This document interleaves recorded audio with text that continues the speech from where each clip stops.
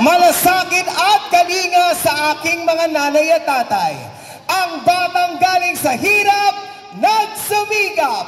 Ang batang Maynila, Yorme Isko Moreno Domagoso.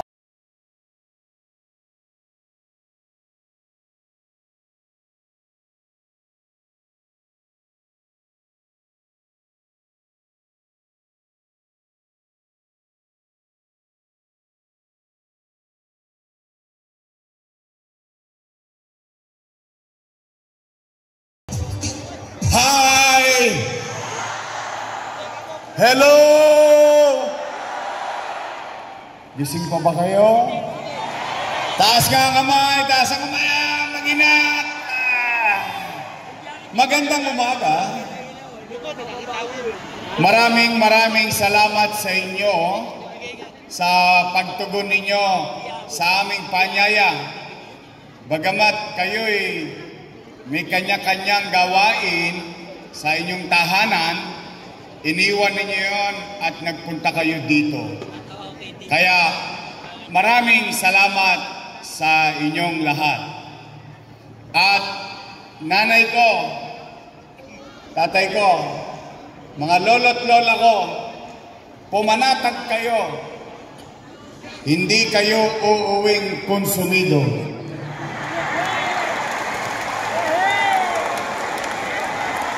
Opo, hindi namin kayo kukonsumihin.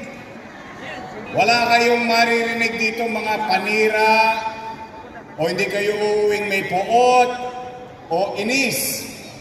Alam naman ng taong bayan, kapag maghahalalan, yung mga politiko, magkakaaway.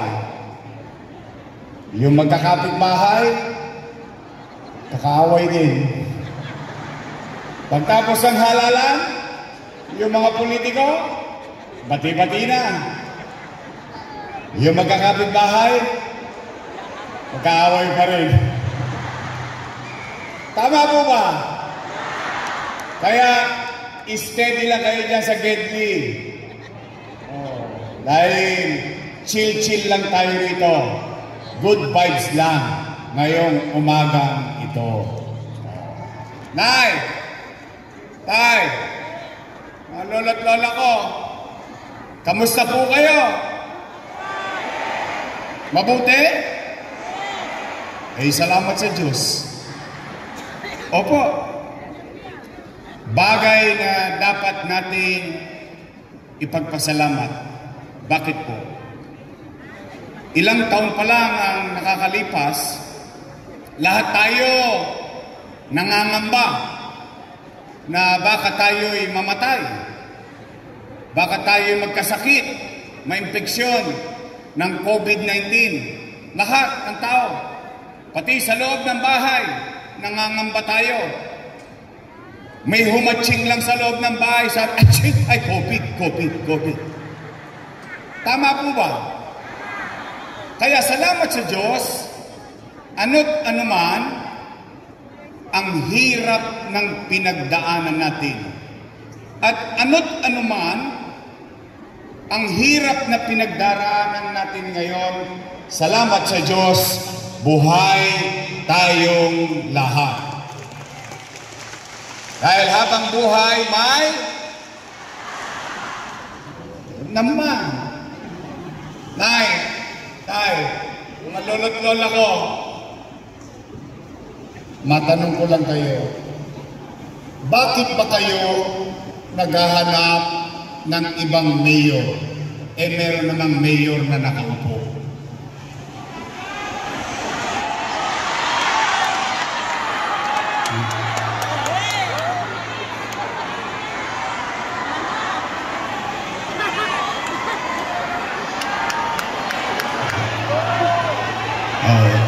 Easy.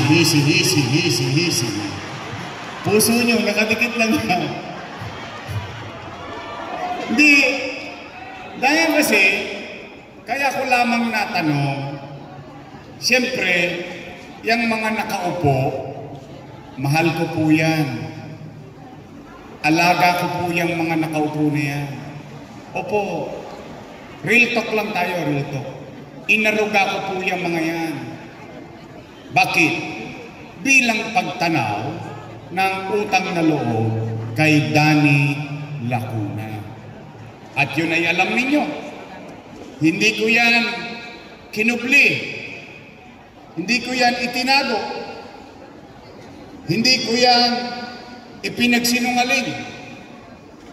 At tayo, bilang Pilipino, hindi lang Manileño, hindi lang tayo mga taga-Liberisa, taga-Sona, dito sa Paco, sa Ermita, bilang isang Pilipino, ang isang itinatangos natin ng ilong na ipinagyayabang natin sa buong mundo na kaugalian, tayo mga Pilipino ay marunong tumanaw ng utang na loob. Tama? At naniniwala din ba kayo na ang utang na loob ay walang katapusang bayaran? Habang buhay, nagbabayad ka. O tingnan natin kung talaga bang nilingon ko si Danny Lacuna. Kayo po ang humusga. Totoo bang inalagaan ko ang kanyang mga anak? Tingnan natin ha. Una, Philip Lacuna. Nakaupo? Nakaupo. Lay Lacuna. Nakaupo? Nakaupo. Dennis Lacuna. Nakaupo? Asawa ni ate. Nakaupo? Si ate. Ilan sila? Happy? Masaya ako. Masaya ako para sa kanila. Dahil yung hindi napagtagumpayan ni Boss Danny, sa tulong nating lahat, napagtagumpayan ng mga anak niya. Ngayon, kung sila ay naging mabuti sa kanilang tungkulin o hindi, hindi ako para umusga. Taong bayan ang maghuhusga niyan. Tama po ba? Tingnan po ninyo. Maghanap kayo ng kahit isa lang na dumagoso sa City Hall. Alam niyo bakit wala? Isinantabi ko yung mga anak ko, inuna ko yung mga anak ni Boss Danny bilang pagtanaw ng utang na loob. Tanong, Yorme, tatanaw ka pa ba ng utang na loob? Ang sagot, opo. Bakit? Pilipino ako eh. Ganon talaga tayo mga Pilipino. Kaya lamang, ang pakiusap ko lang, pwede ba sa ibang paraan na lang ako tatanaw ng utang na loob? Bakit po? May utang na loob din naman ako sa taong bayan eh. Kung wala ang Diyos at wala kayong lahat, wala ako sa kinalalagyan ko ngayon.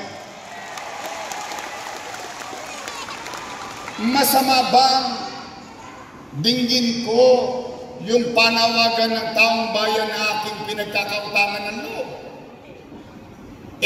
Kahit saan ako magpunta sa buong Maynila, ang sigaw ng taong bayan, bumalik ka na. Bumalik ka na. Bumalik ka na. Bumalik ka na. Ayaw ko naman magtengang kawali. Bakit? Pinagkakautangan ko rin kayo ng utang na loob eh. Kung sila'y naging mabuti, hindi dapat sila mangamba. Nagagalit sa akin, taong bayan sumisigaw, bumabalik, ako sinigawan, wala na babalik! Para akong asawang sinipa sa labas ng bahay, eto gamit mo, maleta mo, huwag ka na bumalik! Bakit sila nangangamba? Bakit sila natatakot? Bakit? Sila ba ang may-ari ng pwesto na yan?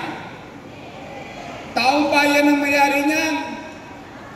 empleyado lang kami ng taong bayan at ang kontrata namin every 3 years. After 3 years, expired. Tapos babalik ka sa taong bayan, magpaparenew ka ng kontrata. Pag sinabi ng taong bayan, okay, another 3 years. Pagtapos ng 3 years ulit, expired. Babalik ka ulit sa taong bayan. Ang katotohanan, kung ikay naging mabuti, pwede ka pang i-promote ng taong bayan. Tama, mali?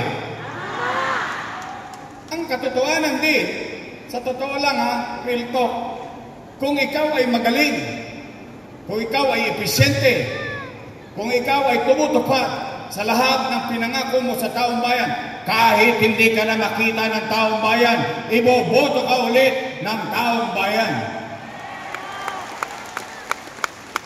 Hindi magagalit. Ba't daw ako babalik? Ba't daw ako babalik? O tingnan po ninyo, bakit naman ako hindi magtatampo? Ang buong akala natin, hindi ko alam kung akala nyo rin to. Ang buong akala natin, lahat ng nasimulan natin, itutuloy na lang nila. Kaya nga natin sila binoto, di po ba? O bakit yung binago-bago pa nila at wawaglit lang ako nawala? O tingnan ninyo ha, unang-una, anong binago nila? Tungkol sa senior citizen. Nay, tay, totoo ba? Sa araw ng payout, kapag wala ka sa quarter na yon, cancel na ang payout mo.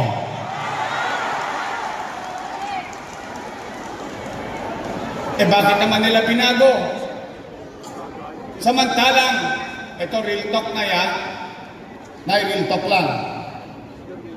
Yung iba sa inyo dito, inabot pa si Mayor Lacson. O sige, Mayor Villegas na lang. Inabot nyo?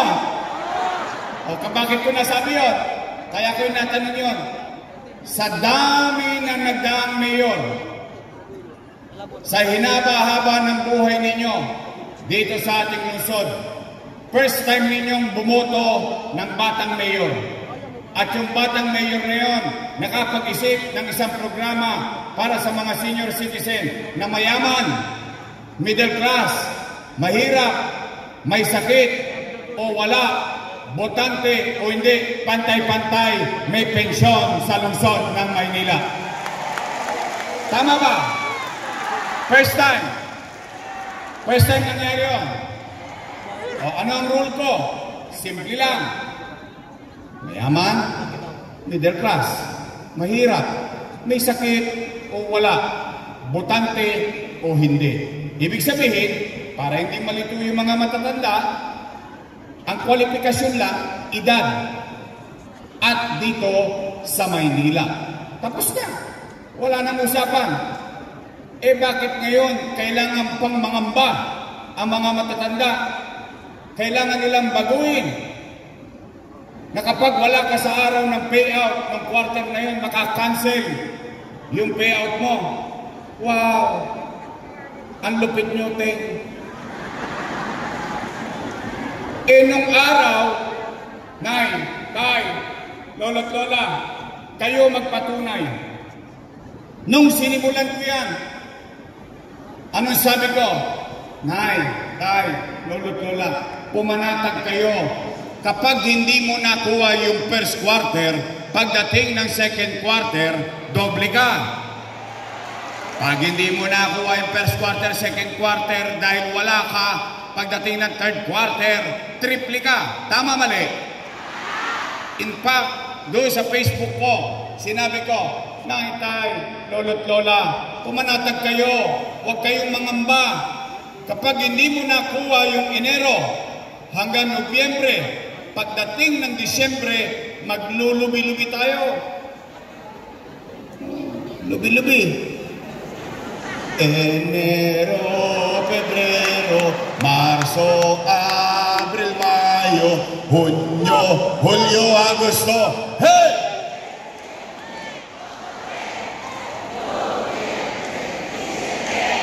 Lubi-lubi.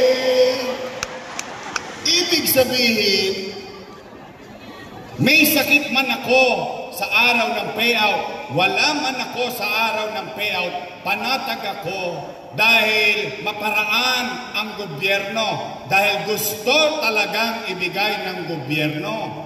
Pagdating ng Disyembre, 6 na bulig, 6,000. Pag dalawa kayo sa bahay, 12,000. Pag tatlo kayo sa bahay, 18,000. Panatag ang mga matatanda, walang kaba. Ngayon yung ginawa nila, di araw-araw nag-aabang ka sa barangay hall. Alam mo naman ang mga matatanda, malalapot ang dugo niyan. Maaga nagigising yan. Pagkagising niya, saan niya pupunta? Chairman, balita. Alaos Panay. Sawi. Uwi.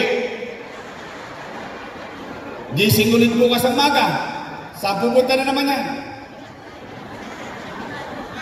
Chairman, ano na? Any update? Lolo, wala pa. English na. Mamalas-malas mo, yung matanda, tinawagan ng apo. Lola, pasyal ka naman dito sa Cavite, namimiss ka namin. Lolo, pasyalan mo naman kami sa Bulacan, namimiss ka namin. Yung pobre matanda, tinawagan ng apo, namasyal. Nagbakasyon. 2 days after, uwi ng Maynila. Saan pupunta ulit yun? Kay Chairman. Chairman, ano na? Naku na, nagkabigayang kahapon, wala ka.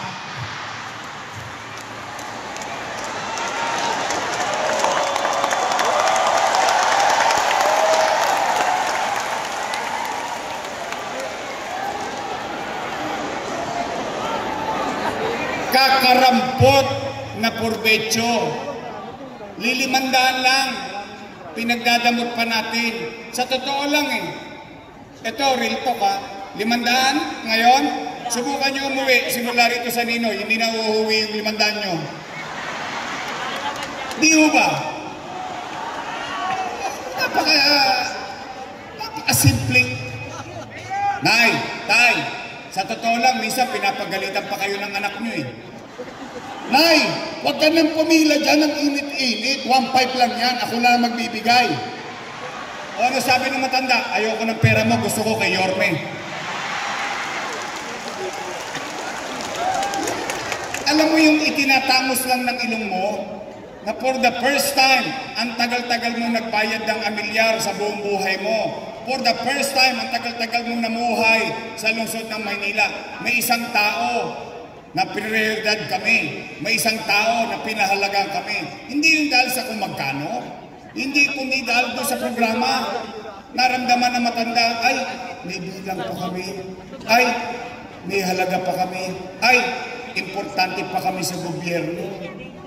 Yun. Bakit kailangan pa natin pahirapan? Kasama ko naman silang gumawa Naintindihan nila yung dahilan ko. Kung bakit ko yun ganon, kagaang, sinimplify yung requirements. Ngayon, pahirapan mo. Ang lupit naman.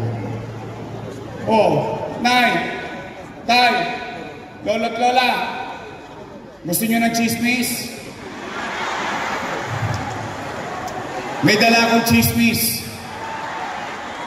Mga chismosa talaga kayo. Nabalitaan niyo na ba? Ako'y may nabalitaan. Sabi nung nakaupo, gagawin na raw 1,000. Sabi naman ng isang kandidato, gagawin na raw 2,000. Nay, tay, mga lolo't lola ko. Alam nyo, sa totoo lang namamali itong mga politikong to. Akala nila, atat tayo sa pera. Yung bang kung mamaliitin yung kaisipan natin, buong akala nila, hinahabol natin yung pera. Hindi. Yung programa. Exactly. Yung programa. The act itself. Ngayon gagawin daw 1,000. Kala ni Chichi, siya lang marunong kumanta. May kanta ako dyan sa 1,000 na yan. Alam niyo ng kanta ko? Bakit ngayon ka lang dumating sa buhay ko? Gusto pala nilang gawing 1,000. Bakit nung pagkaupo nila, hindi kagad nila ginawang 1,000? Ngayon, Oktubre na, 2024. Sabi sila ng sabi, taon-taon, walang pera, kaya walang gamot sa health center. Walang pera, kaya walang gamot sa ospital. Baka kalahin mo ngayong Oktubre nagkapera? Wow! O sige, sakyan natin ang kwentuhan. Total, chismis lang naman eh. O, tingnan natin. O, di bigayan. Next year, January daw, napalitan nyo? Maglubi-lubi tayo ulit. January, February, March, nomad ka. 3 bulig. Tama? Kailan bigayan? Abril. Ano susunod na buwan sa Abril? Ano meron sa Mayo? Digi.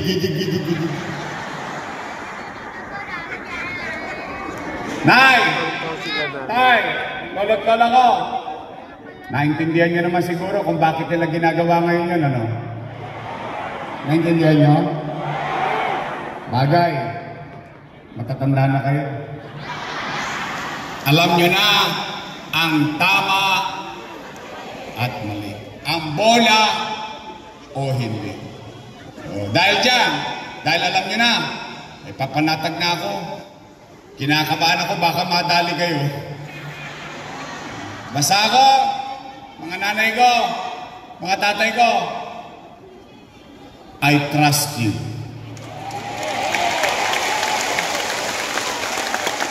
Pangalawa,